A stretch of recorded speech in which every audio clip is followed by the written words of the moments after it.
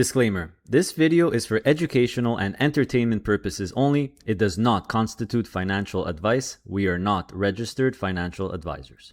So, Mr. Karl Cheong, I'd like to welcome you to the stage, my friend, Executive Vice President, Head of ETFs.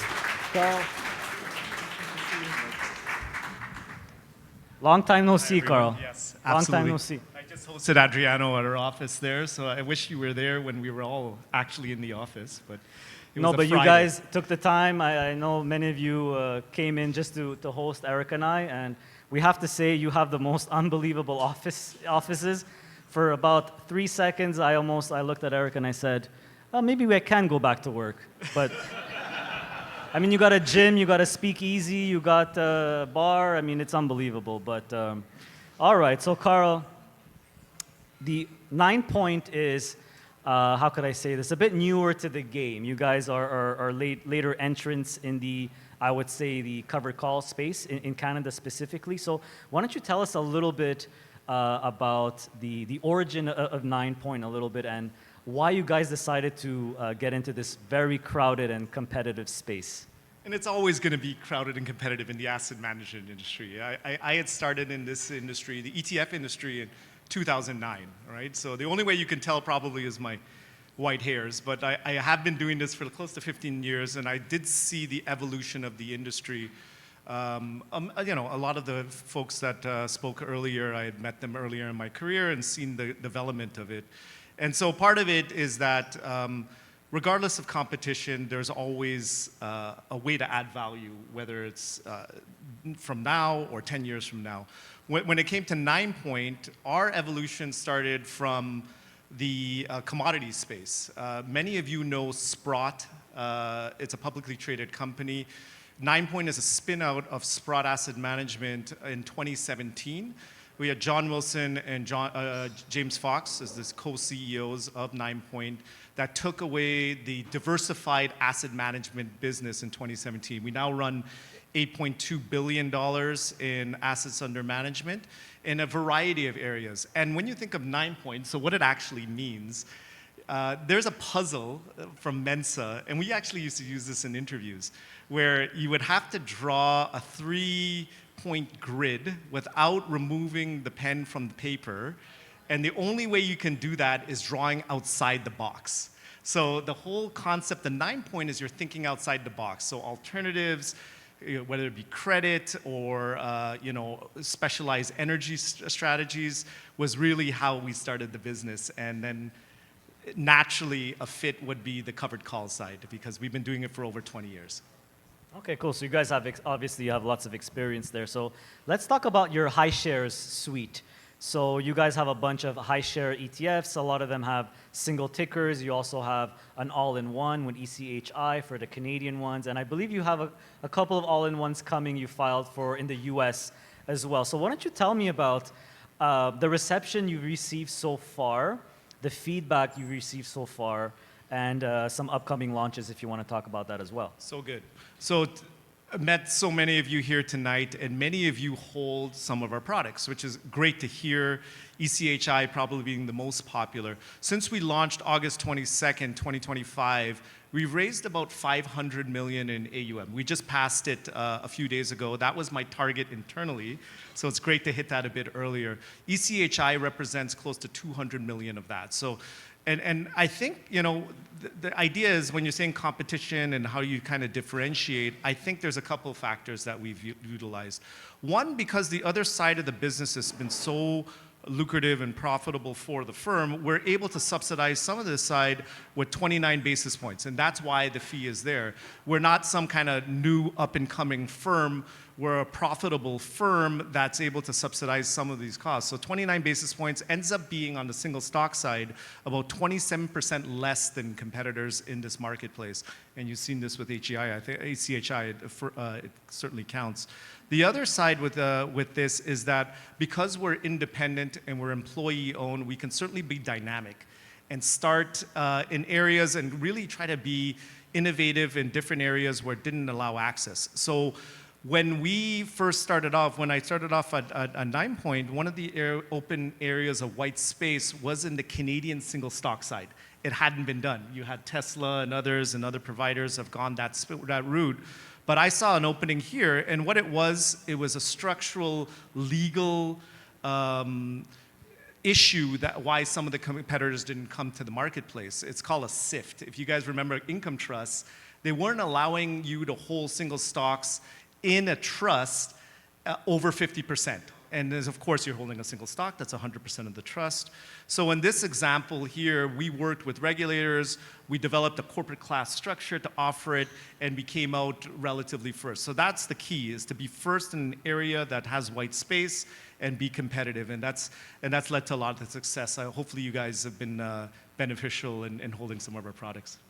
Speaking of what's coming up in the future, so what are, I know you can't reveal, what's coming up, but is there any emerging sectors you feel that you guys are looking at in the future, something that hasn't been done yet? We met a lot of your team members and we discussed that at lunch. So whatever you could share as much as you can, obviously would be greatly appreciated. What do you think is missing in the space? Maybe I could word it that way. Well, there's some of our competitors here, so I won't. But you've certainly give us some good ideas. I think there's areas there, and to your point, I think where you make an impact as an asset manager, you're either first or you're highly differentiated. Otherwise, you keep on copying. You're not adding anything particular in the market. I mean, you could lower costs, so that's one way.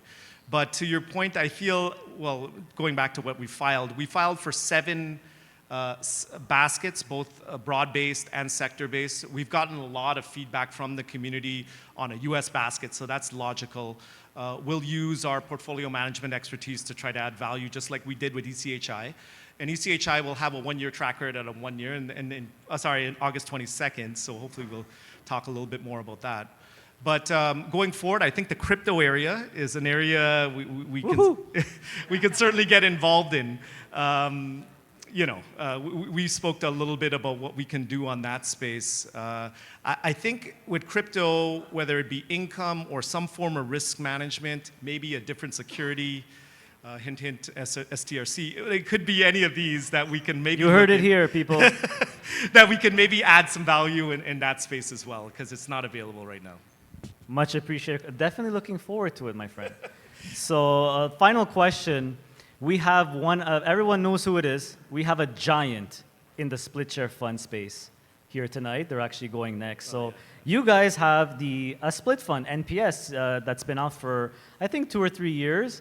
And I had a nice conversation with the PM. You guys are very passionate about that one. So my question is, it's so rare to see a new split share fund.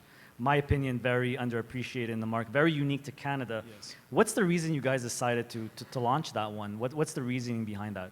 Well, I think actually Brompton did inspire us here. There's other firms there as well that we saw in the marketplace that were very successful in the area with good results for end investors, attractive yields.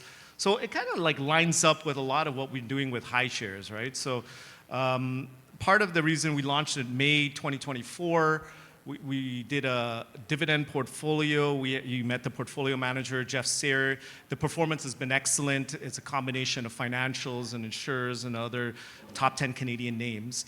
And so that led to an initial raise of about like 60 million. We just did an overnight offering of another 30 million, and then we split shares. So part of it, then you're seeing the success in the space. You have the preferred shares that are another form of distribution really for the firm. You have the do-it-yourself community, the advisors, and then the syndicate that will be able to promote the preferred shares that do those quarterly distributions. On the capital side, of course, you're taking a little bit of leverage, but that's right in line what we're doing here. And because we're so confident in our PMs and the value add we can have, we think that's a relevant structure in today's market. You get 15% yield. It's in a diversified portfolio, and I think for people who have held the MPS have done a good job. So we're going to look towards more of those opportunities should the market, and we listened to everything you said. I think a lot of the providers said this as well. YouTube comments, others. If you're looking for an idea, don't hesitate to reach out because we are listening for sure. Karl, you're very personable. I'm sure you spoke to a lot of PII Inner Circle members that are here. My final question is, and you talked to a lot of people tonight. What's the number? Is there anything that surprised you? Is there anything that maybe that surprised you that, I know you deal with advisors and stuff like that, but what from the retail community would you say is the number one thing you'll take away tonight? I think it's just, and thanks for the question. And again, thanks for the support. Ninepoint just started in the covered call market. Again, we've been here since 2017, but the support has been tremendous. I would say it's the knowledge base. It's just amazing. I see Jordan over there. Many people in different professions and different areas of finance, regardless of home trust here. I was just speaking to somebody individual here that was telling me a story, just know so much about investing. Questions we used to get from institutions, whether it be the delta of what we're writing, the overwrite of the portfolio, the leverage we're using, the cost, all of these details used to be just from institutions only. And now you get these questions on a regular basis. You just need to read the YouTube comments. We also do do-it-yourself investor webinars. And our people internally are saying, wow, this is amazing. I know some of you guys know Eric Nuttall. He's just been telling me the whole time how impressed he's been with some of the questions he's getting just in oil and gas. So you guys are doing great research. I think the internet, the AI is helping all of that along. And I think that's really been the takeaway. It's really been a surprise internally, not to me internally. Ever since I've started looking at this marketplace, I saw the knowledge level being very great. Well, Karl, I think you guys are doing a good job. Thank you so much for your time. Really appreciate it, my friend. Karl Cheong.